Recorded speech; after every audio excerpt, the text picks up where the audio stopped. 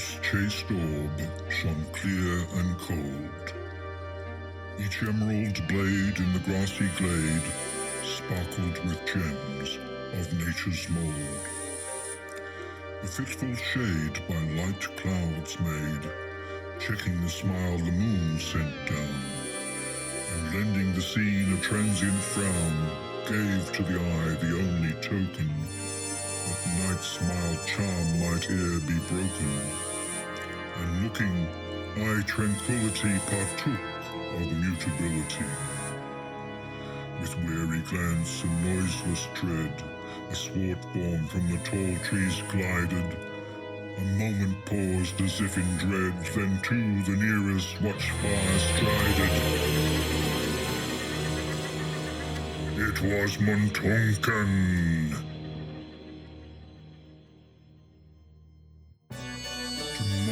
Fierce and sudden he strode. Dismayed, Montuncan's form she viewed and fled, but swiftly he pursued. The rest as clouds by winds are shattered, as kangaroos by dogs are scattered. For safety tried each well-known path, intent to shun the spoiler's wrath, and fearful of Montuncan's force, none knew, none guessed his homeward course. But as for Moyarra, he was in a state. When I think upon my bride, but this morn clinging to my side, and now, alas, in such reverse, when in her memory is a curse, who could with calm, dispassionate view say thus and thus I ought to do? Go, pray to others of relief, who ne'er have known like mine a grief. You never lost a mitre, no, you never knew like mine a woe. How canst thou my bereavement tell? I see her at his side. Henceforth, vengeance is my bride. Moyarra seized the burning brand, a dusky tribe at his command. The adventure, if perchance their aid might minister to Moyarra's need.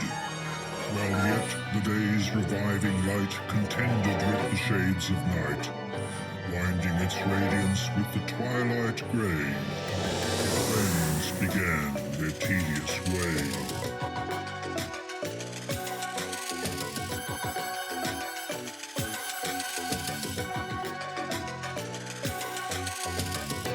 With patient gaze from print to print, they followed the foeman as he went.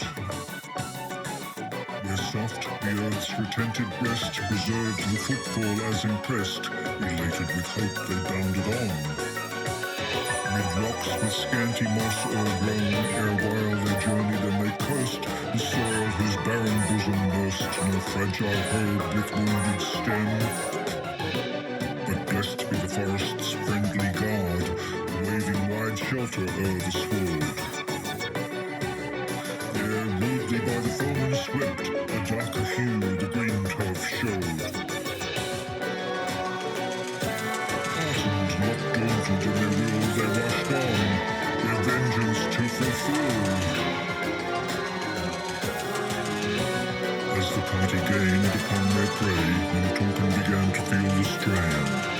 With fiercer gesture fell a tone, his trembling prey he pushed along.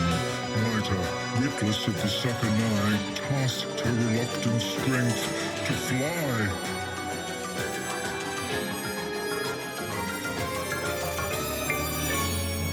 Montuncan paused and backward cast one glance. Yet in that glance a quenchless hate, lost but with life was concentrate.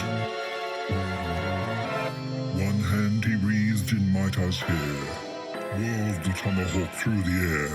It glittered, sunk, a thrilling shriek. Its mission served too well to speak. His weapon wet with gory dew, he waved it exulting over his head, and through the wild woods fled.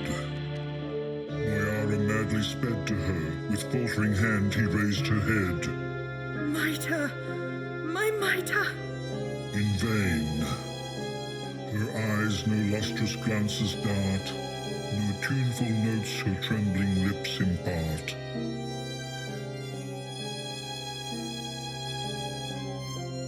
she's dead.